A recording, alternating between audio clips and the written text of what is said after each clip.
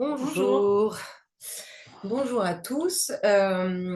Donc aujourd'hui, on a eu envie de vous parler de notre production petite enfance.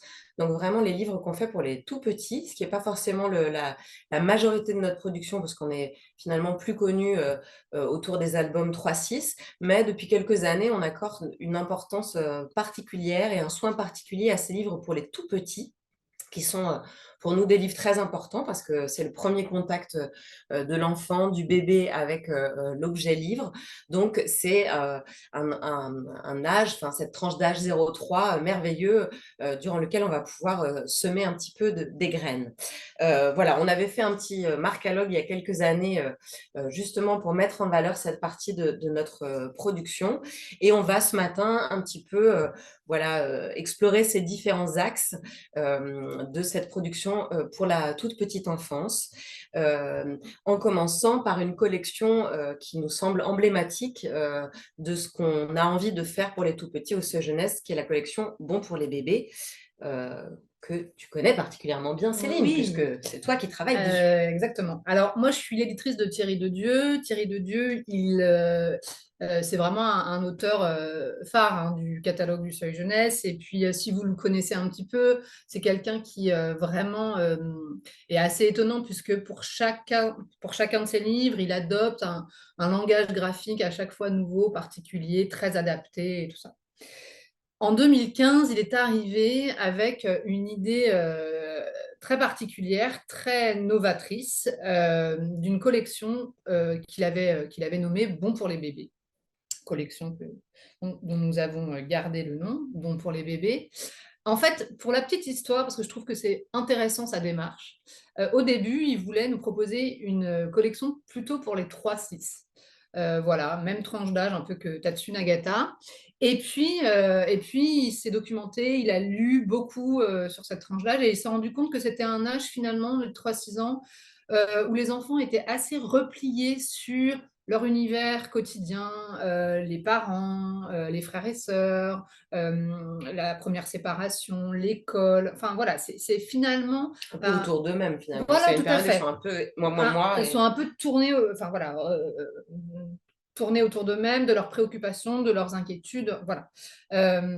Et en fait, quand il a commencé à lire pas mal de choses sur les bébés, il s'est rendu compte que c'était un public très étonnant, puisque c'est vraiment des êtres complètement tournés vers le monde, hyper curieux, qui regardent, qui ouvrent grand leurs yeux, grand leurs oreilles. Enfin, c'est vraiment des personnes qui sont des vraies éponges, quoi.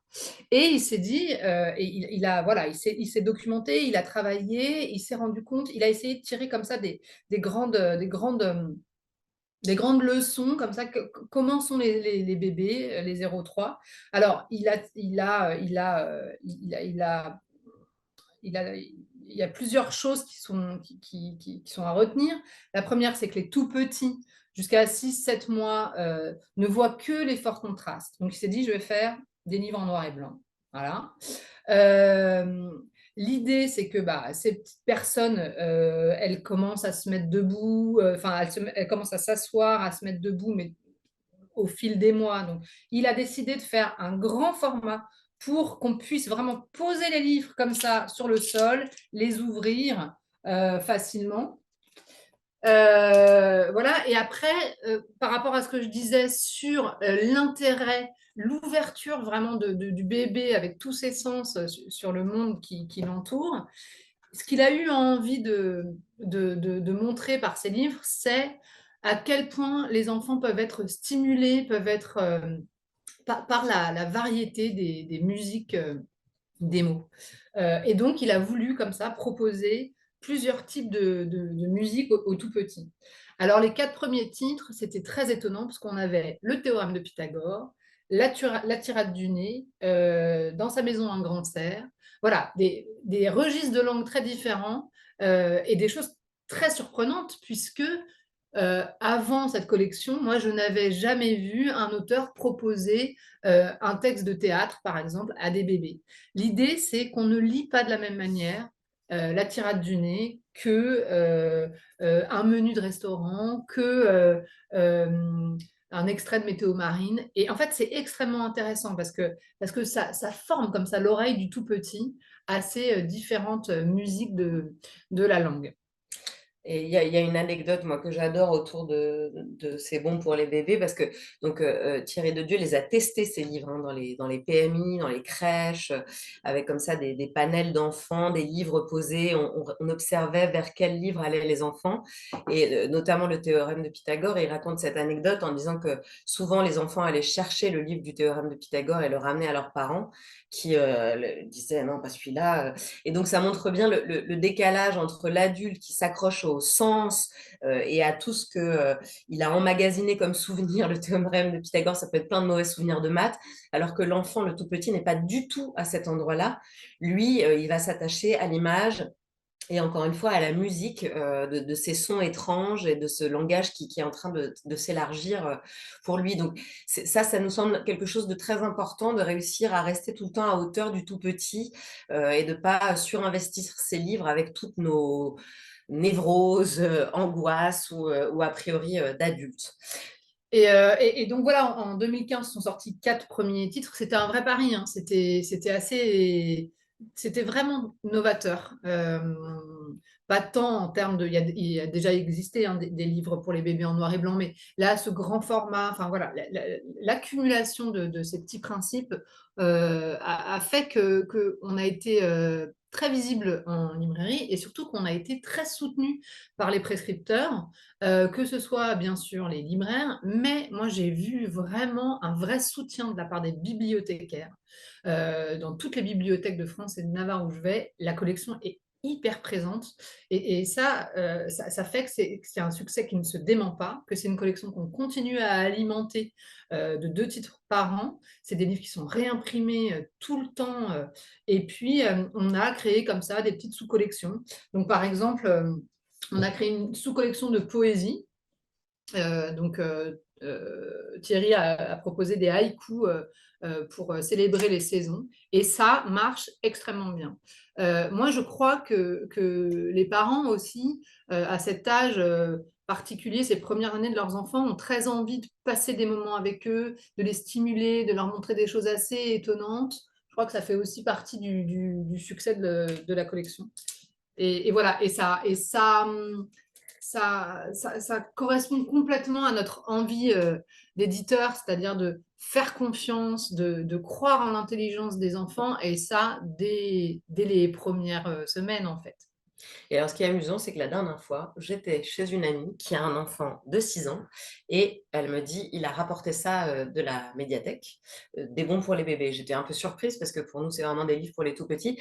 Et elle me disait que c'était des livres aussi merveilleux pour les enfants qui étaient en train d'apprendre à lire parce que voilà, il y a cette typo très grosse dans les pages, qu'ils retrouvent des textes qu'ils connaissent, donc qui les rassurent, comme les comptines les plus connues. Et donc, ça va être des livres refuges comme ça pour apprendre à lire aussi. Et ça m'a amusé de voir que voilà, on dépassait vraiment l'âge de l'enfance. Oui, puis les images sont très expressives, très narratives et tout ça, donc j'imagine que ça peut aussi beaucoup parler à des enfants plus grands. Absolument. Alors, on a d'ailleurs Ah oui. sur le stand, vous pourrez retrouver, je ne sais pas si on voit bien, il y a du reflet, je crois, un petit catalogue exprès pour la collection qui reprend vraiment tous les titres de la collection. On en a 22 là, on a 22 titres dans la collection. Donc voilà, ça commence à être une belle somme.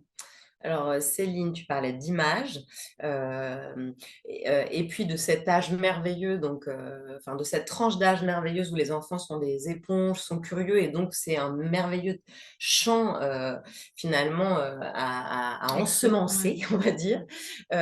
Donc, nous, vraiment, ça nous tient à cœur au Seuil Jeunesse d'éveiller leur esprit et d'éveiller leur œil aussi dès le plus jeune âge.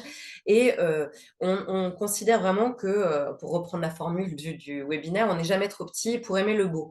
Et que c'est pas parce qu'on est un bébé qu'on a le droit qu'à des images ultra simples, avec des couleurs criardes. Voilà, finalement, les tout petits peuvent avoir accès aussi à une forme de complexité d'image et à du très beau.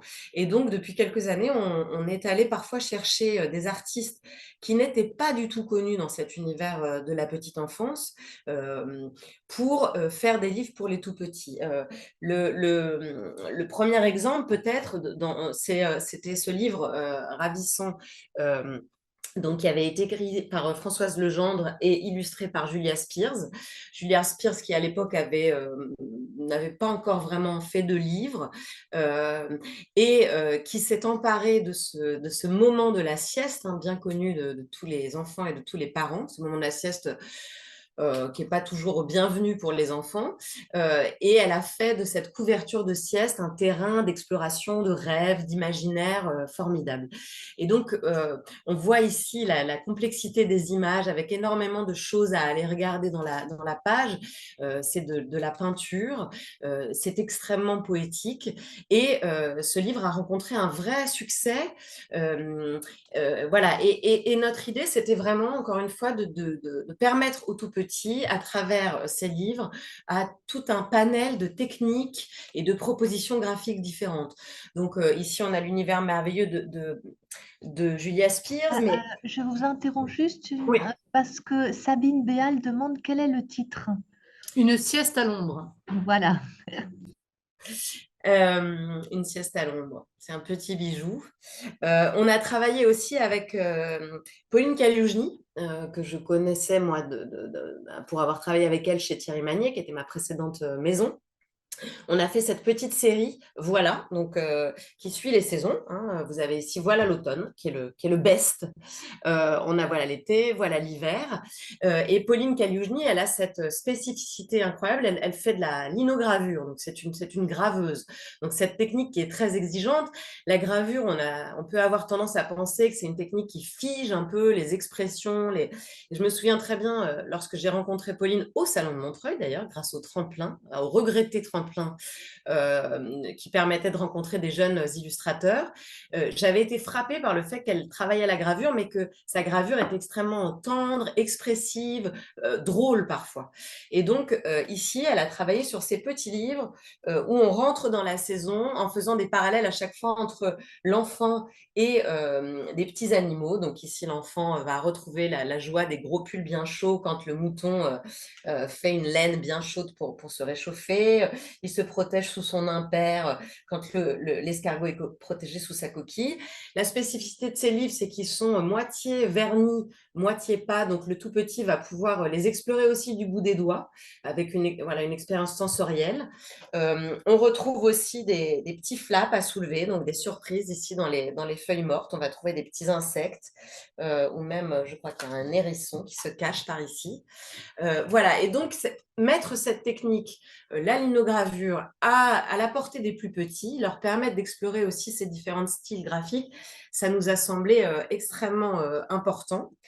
Je ne peux pas m'empêcher de parler également de cette absolument ravissante collection qu'on a fait sur les 4 éléments. Donc c'est Cécile Roumiguière qui est auteure de cette petite série qui m'a proposé ce texte au départ. Et alors c'est intéressant les textes de la petite enfance quand on est éditeur parce que ce sont des textes qui sont très... C'est vraiment, l'idée c'est vraiment les quatre éléments. Hein. C'est le fil conducteur. Ouais. Voilà. Et quand on reçoit un texte petite enfance, on est toujours un peu déconcerté quand on n'a plus vraiment 2 ou 3 ans, on est plutôt une quarantaine d'années. Ce sont des textes qui sont très simples, qui sont parfois presque trop simples. Enfin, on se dit, qu'est-ce que je vais pouvoir faire de ce texte avec quelques lignes. Et en fait, c'est vraiment des livres où le rapport texte-image devient fondamental et essentiel. Et là, quelle joie d'avoir pu travailler avec Marion Duval, qui explorait pour la première fois, elle aussi, cet univers de la petite enfance et qui, je crois, s'est vraiment régalée. Enfin, en tout cas, c'est ce qu'elle m'a dit de cette expérience. Elle a adoré travailler sur ces 4 livres. Je crois aussi que souvent, ça arrive à des moments dans la vie des illustrateurs, par exemple, qui ont un enfant, qui ont un enfant qui deviennent tout petit, sensibles à cet âge. Et voilà, je crois qu'on a tendance à oublier la surprise de chaque jour d'un tout petit bébé qui est très impressionnant voilà, de curiosité. Et c'est vrai que quand on a comme ça un tout petit dans notre vie, on a envie de le nourrir, quoi. Et on a envie de... Peut-être qu'il y a quelques années, il manquait quelque chose, je trouve, dans la production éditoriale. Voilà, on avait des choses peut-être parfois un peu criardes, des images peut-être trop simples et tout ça. Et je crois que là, il y a quelque chose avec cette qui se nouvelle passe. génération de mamans, de papas. Et de partage autour du Ouais. livre. Alors, l'intelligence de Marion Duval, je m'arrête juste sur une double page. Et c'est ça, c'est vraiment un travail fait avec l'illustratrice. Elle s'est emparée du texte et à chaque fois, on est parti du même principe, c'est-à-dire que sur cette page de droite, on retrouve l'univers familier du tout petit. Donc, les enfants, les bébés vont pouvoir reconnaître leur univers. Ici, la turbulette, le lit, l'heure du réveil. Et puis, à droite, on va avoir un élargissement sur le monde. Donc là, on voit l'aube dans un champ où il y a des vaches. Et c'est vraiment cette idée de grandir. Grandir, c'est de partir du familier, du giron familial, de ce qu'on connaît pour s'ouvrir, élargir son horizon, aller explorer le monde avec ce que ça comporte parfois de choses un petit peu angoissantes, mais aussi très excitantes.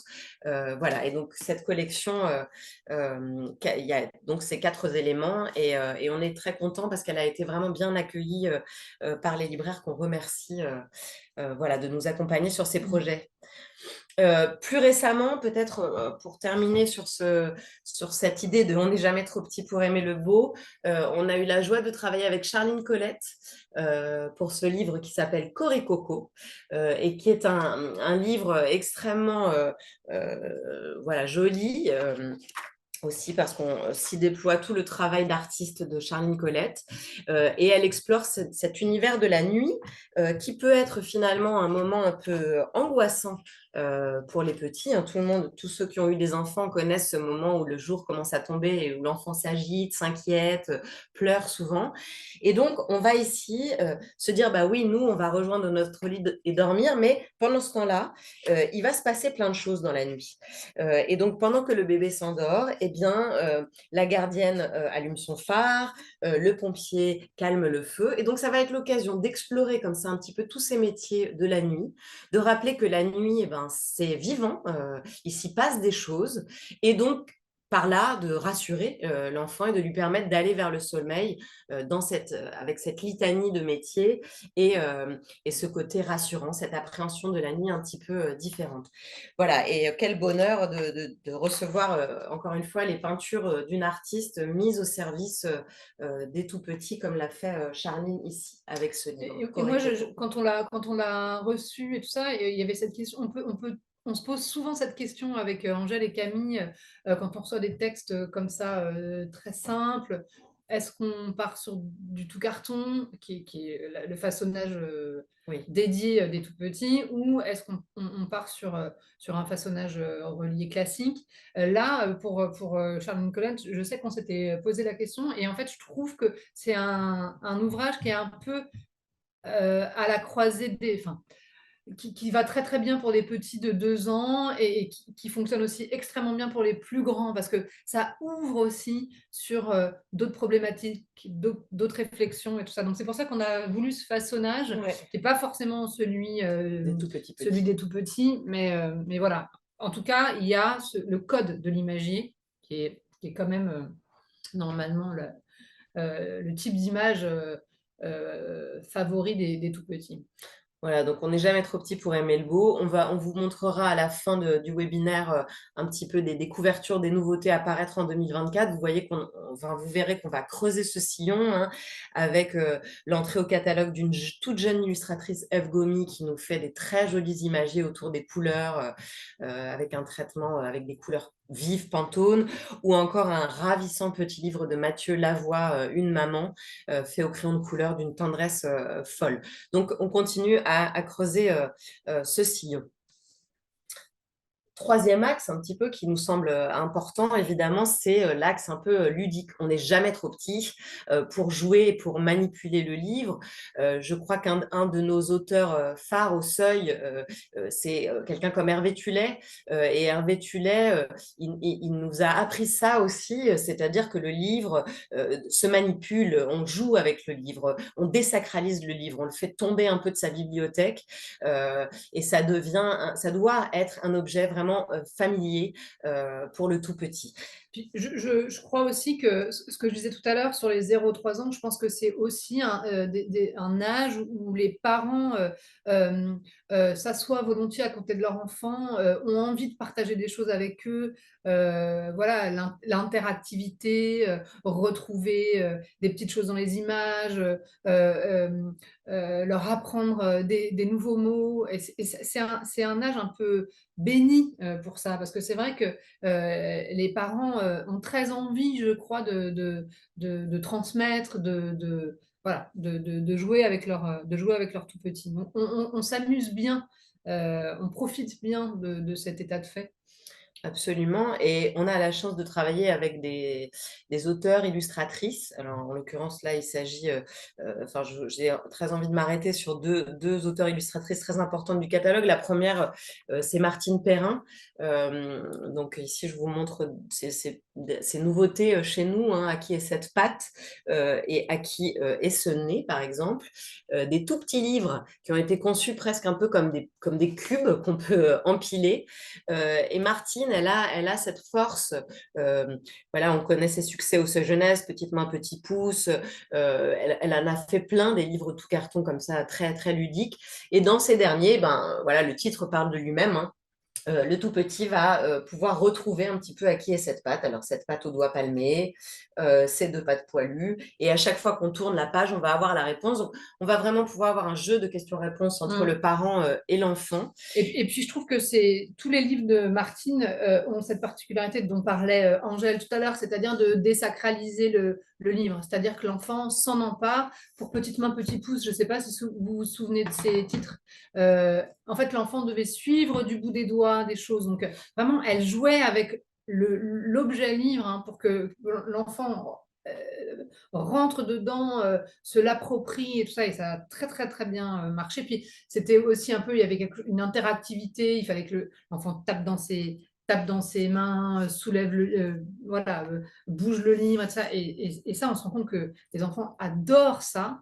Et puis c'est la même chose avec ces petites nouveautés, c'est-à-dire que l'enfant doit jouer, découvrir l'effet de surprise. Enfin, voilà, elle est très attentive à ça, à comment l'enfant peut s'approprier le livre, jouer avec pour. Absolument. Et alors l'autre l'autre auteure illustratrice qui est très importante dans le catalogue, c'est Corinne Dreyfus. Corinne Dreyfus, c'est d'abord quelqu'un qui est tout le temps sur le terrain. Donc c'est vraiment une auteure illustratrice qui est en permanence au contact des tout petits, dans les maternelles, dans les PMI, pas dans les maternelles, enfin dans les maternelles aussi, mais dans les PMI, dans les crèches, vraiment avec des bébés. Et donc elle a cette très bonne connaissance de son lectorat, même s'ils ne sont pas encore lecteurs, et ça se ressent vraiment dans ses livres. Alors, on parlait d'interactivité, elle a fait un album chez nous qui s'appelle Regarde, qui est vraiment cette idée voilà, l'enfant va être amené à taper dans ses mains pour chasser un corbeau, planter des graines, frotter la terre, et on est vraiment là, on se rend compte de la magie du livre, c'est-à-dire qu'avec juste le livre, l'enfant tout petit, dès 2 ans, dès 1 an et demi, va vraiment jouer le jeu et s'emparer du livre pour jouer avec lui. Le dernier livre de Corinne, chez nous, c'est Ta petite Tapeta, qui est sorti au printemps dernier, où on va suivre ces 3 adorables tortues qui naissent dans un jardin où personne n'a jamais vu de tortues. Et donc, elles vont se retrouver confrontées à plein d'animaux qui les regardent un petit peu comme si elles étaient des extraterrestres, qui vont chacun avoir envie de jouer avec elles. Mais malheureusement, les tortues ne peuvent pas jouer au même jeu que le lapin ou que la grenouille. Et donc, on va retrouver comme une petite formule à chaque fois, ce mets les pardon, mais les trois petites tortues, tapeta, marche à petits pas. Donc voilà, il va y avoir aussi quelque chose qui peut être presque mimé par l'enfant. On retrouve cette joie de l'oralité, des onomatopées chères aux tout petits, de cette musicalité. Et voilà, Corinne, enfin, les livres de Corinne sont vraiment des livres à manipuler, avec lesquels jouer, mimer, et c'est un vrai bonheur. Bah, on a une ligne, enfin, dans notre catalogue, ce qui traverse notre catalogue de zéro à la préadolescence, c'est l'humour. C'est quelque chose vraiment qu'on défend avec force. Et on peut, bien sûr, surtout rire avec les tout petits. Ça, c'est quelque chose qu'on développe toutes les trois depuis qu'on est arrivé au Seuil Jeunesse. Alors, l'exemple par excellence de la marade pour les petits, c'est le petit manuel pour aller sur le pot. On avait fait un pari un peu culotté à l'époque, hein. On avait reçu un texte qui parlait effectivement de ce marronnier de la petite enfance, hein, qui est l'apprentissage de la propreté. Et on a eu envie un peu de mettre un petit coup de pied dans la fourmilière en proposant à quelqu'un qui n'a rien à voir avec la petite enfance, à Anouk Ricard, de l'illustrer. Ce combo Paul Bateau, Anouk Ricard a extrêmement bien fonctionné parce qu'en fait, les parents ont été très heureux d'avoir enfin un livre un peu drôle sur l'apprentissage de la propreté. Voilà, ça a été vraiment quelque chose qui a marqué le catalogue du Seuil Jeunesse dans ce segment de la toute petite enfance. Et c'est quelque chose qu'on a vraiment envie de développer. Ça nous semble hyper important parce que moi, il y a quelque chose qui me tient à cœur depuis que je fais ce métier formidable d'éditrice, c'est que je crois vraiment, pourquoi j'ai choisi l'édition jeunesse, c'est que je pense que si l'enfant dès le plus jeune âge, prend du plaisir en manipulant un livre, quand on lui raconte une histoire, en feuilletant un livre d'images, et ben, d'une certaine manière, c'est gagné pour sa vie de lecteur futur, c'est-à-dire que jamais il aura peur de rentrer dans une librairie, il se sentira bien dans une bibliothèque, il aura comme compagnon pour toute sa vie le livre. Et c'est ça notre mission. Voilà, en proposant aux enfants dès le plus jeune âge des livres qui les amusent, qui leur apprend des choses, mais sans didactisme. Voilà, et ben, notre mission, elle sera gagnée, je crois. Tout à fait. Et alors parfois on croise les catégories. Donc on parlait des livres ludiques, des livres voilà, à manipuler et à jouer. On parlait aussi de la marade. Et donc parfois on a croisé les deux. Alors c'est le cas par exemple de cette petite collection illustrée par Anouk Ricard. Ça fait le lien avec ce que vient de raconter Céline autour du petit manuel pour aller sur le pot. Anouk a accepté d'illustrer donc ces petits livres écrits par Vincent Guigues. Et ce sont vraiment des livres à jouer. Donc, vous allez vous servir de votre doigt. Le tout petit peut se servir de son doigt. On peut le maquiller, hein, donc lui faire des yeux, une bouche, voire même l'habiller. Et ensuite, eh bien, c'est le doigt qui va être le super-héros de ce livre. Donc, voilà, ici, on le voit au milieu d'une bouée. L'eau est si bonne. Coucou, petit dauphin, tu veux un câlin? Donc, on va pouvoir bouger son doigt et le faire parler pour faire rire le tout petit. Et puis, quand il sera plus grand, il va pouvoir également s'emparer du livre pour une histoire complètement rocambolesque où les doigts sont des héros. Donc ça, c'était vraiment amusant. On avait aussi fait, alors vraiment à la frontière aussi, des tout petits, mais c'est un livre qui peut être, dont peuvent s'emparer aussi les maternelles, Que font les petits singes, qui est un livre de Patomena où on va suivre ces petits singes adorables qui, à chaque fois, vont exprimer ce dont ils ont envie à l'aide de pictos. Donc, c'est vraiment un livre pour les enfants qui ne savent pas lire, puisqu'ils vont pouvoir deviner par l'image ce dont ont envie les petits singes. Je vous laisse deviner ici. On voit le petit dessin. Alors, comme vous ne voyez pas bien, je vais vous aider, mais ici, par exemple, ils ont faim, ils ont envie d'aller manger des baies.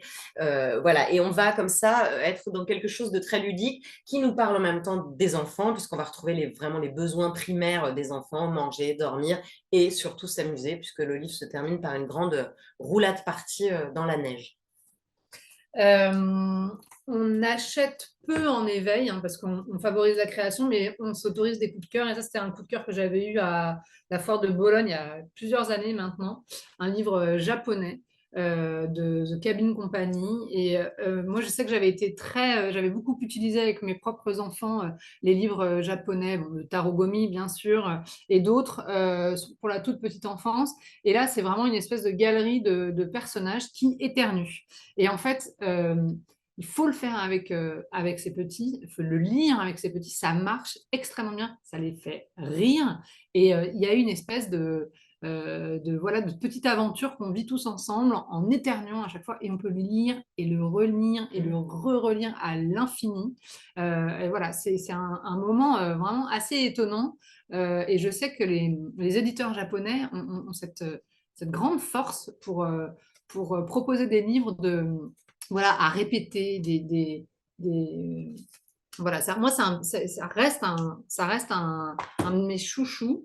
J'ai loupé un peu le coche tout à l'heure, mais j'avais envie de vous parler d'un livre qui va paraître l'année prochaine, au printemps, un livre de Claire Garalon qui a publié déjà chez nous, mais des livres plutôt autour de l'art. Et là, elle avait envie de s'intéresser, enfin, de s'adresser aux tout petits, au 0,3, autour des cinq sens. Donc voilà, c'est du noir et blanc pour les mêmes raisons que celles que j'ai dites tout à l'heure, c'est-à-dire que les tout petits voient très très bien les forts contrastes et puis surtout c'est beau, c'est très beau, c'est silhouette.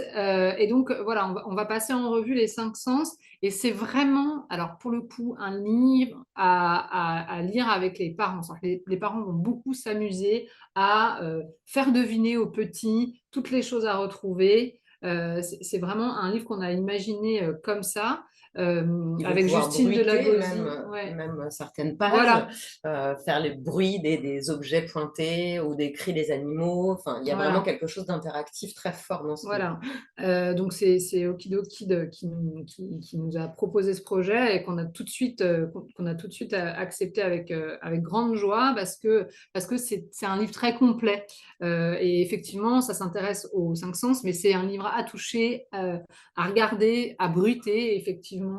Et ça, vraiment, l'idée, c'est d'ouvrir aussi les enfants au monde qui les entoure, que ça devienne un environnement drôle, rassurant, à explorer comme ça à l'infini.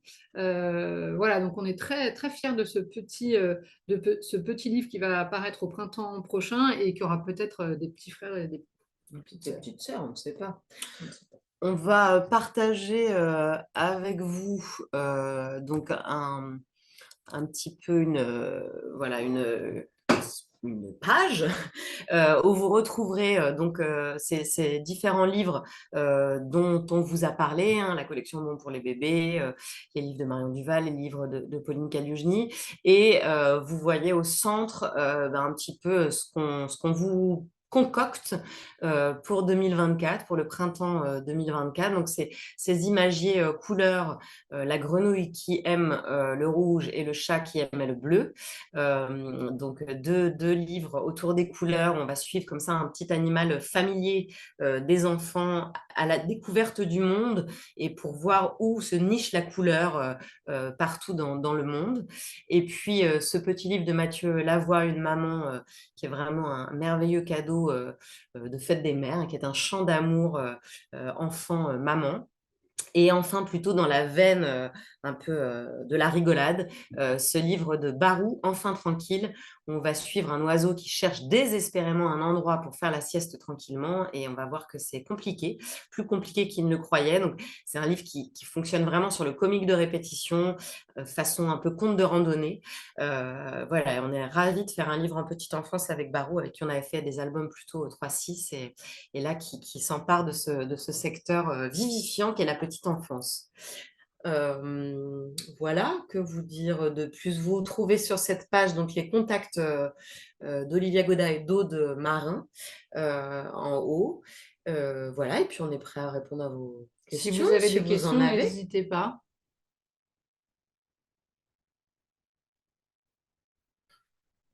Quelqu'un? Mm. On n'a pas de questions. En revanche, on a des chouettes retours. De Chloé, par exemple, je travaille en bibliothèque, j'utilise les albums. C'est bon pour les bébés, même avec les primaires jusqu'au CM2.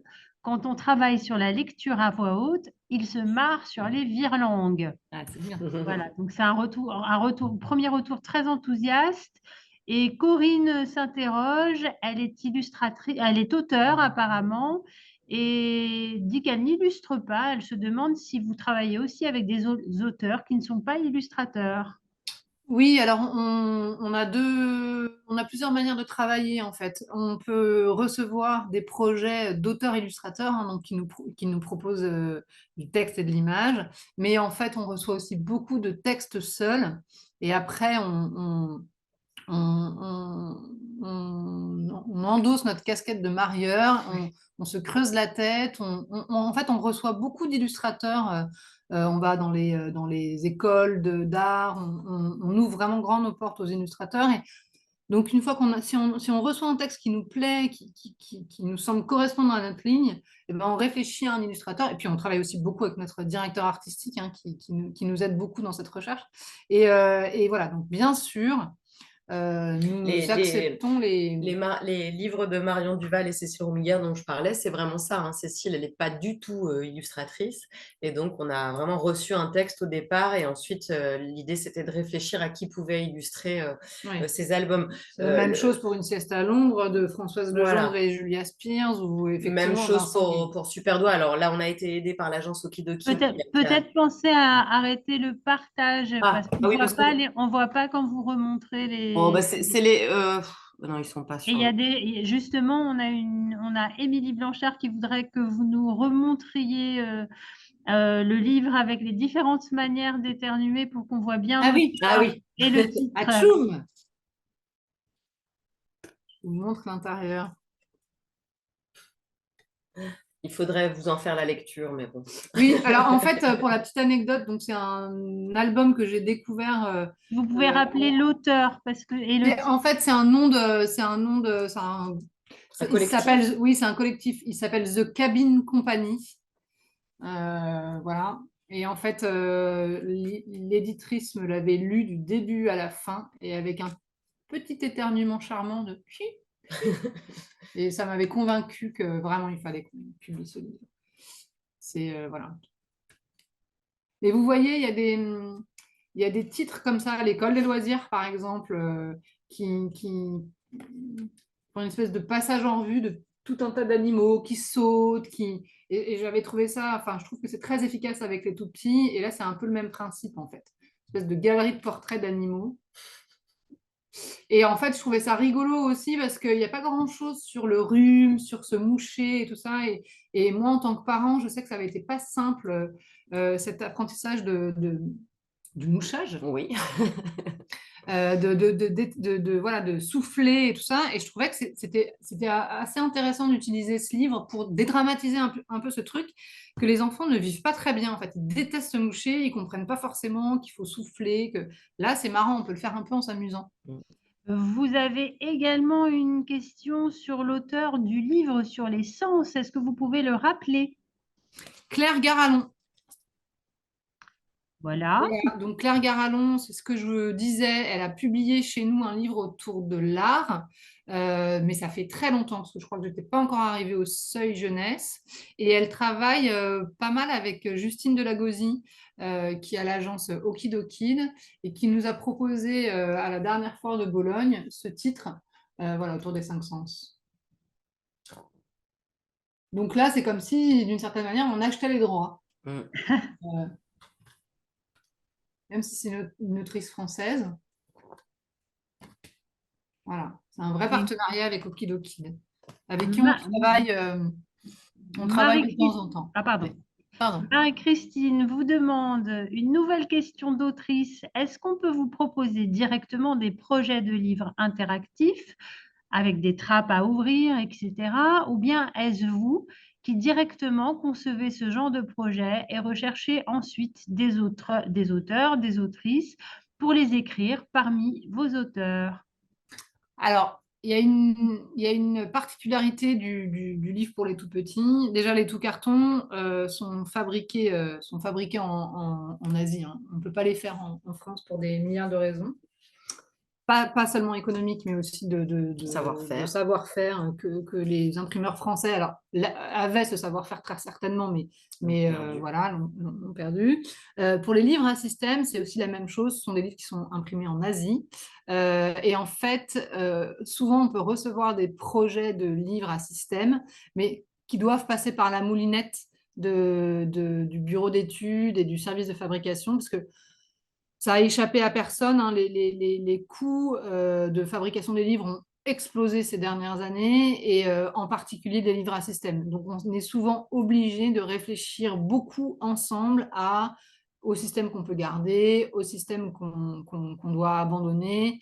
Voilà, donc souvent, les auteurs nous proposent un principe, et puis, Ça nous est arrivé également de travailler avec des ingénieurs papier parfois, qui sont donc un intermédiaire entre l'illustrateur qui a une idée de quelque chose en pop-up ou à système, mais qui ne sait pas forcément comment optimiser son système pour qu'il soit faisable dans le livre, enfin, pour que voilà, on puisse l'imprimer en grand nombre. Et donc, parfois, on a été accompagné par des ingénieurs papier comme l'Atelier Sage et Emma Giuliani, par exemple, nous avaient aidés sur les livres de Clotilde Perrin pour voilà, optimiser les systèmes et rendre les choses faisables. Alors attention quand même, parce que pour les 0-3 ans, on se méfie Voilà. beaucoup des livres à système pour ces tout petits qui ont parfois la main un peu lourde et un peu leste et qui peuvent arracher les systèmes.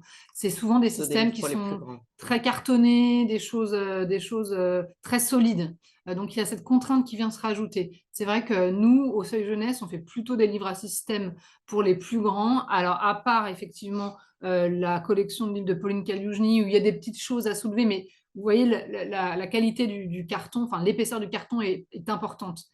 Il faut l'avoir en tête. Alors après, mais nous, on ne fait pas ça. Il y a des livres à languettes, à tirer ça, et nous, on ne le fait pas. Alors, j'en profite puisqu'on parle de livre à système, on a fait ce livre l'année dernière, Les Contraires de Thierry Laval, qui est l'auteur illustrateur des Chercher-Trouve au Seuil Jeunesse, qui est une collection qui fonctionne très bien et qui a justement, lui, conçu, alors au départ en envoyant, je me souviens, une petite maquette faite par ses petits doigts, de livres autour des contraires. Donc, l'idée, c'était, voilà, vous voyez, en tournant un petit rabat à chaque fois, on va avoir le contraire. Donc ici, dessous, dessus. Et puis avec des concepts plus ou moins abstraits qui s'adressent à des plus ou moins grands. Ici, on a admiré avec Batman ou se moquer quand on se rend compte que Batman a un petit t-shirt avec des cœurs. Voilà, on va trouver énormément de notions, la droite, la gauche, et avec ce système à chaque fois de soulever des petits rabats, donc quelque chose d'un peu ludique. Et là, c'était l'idée de Thierry. Et après, avec notre bureau d'études, on vérifie la faisabilité de la chose, on fait des maquettes en blanc, on étudie le projet.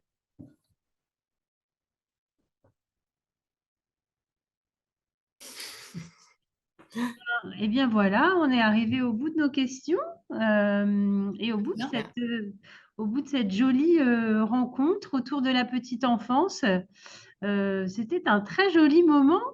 Merci beaucoup. Pour nous aussi. Merci beaucoup Céline, merci beaucoup Angèle. Je vous rappelle qu'on se retrouve sur le stand F24 au niveau 1.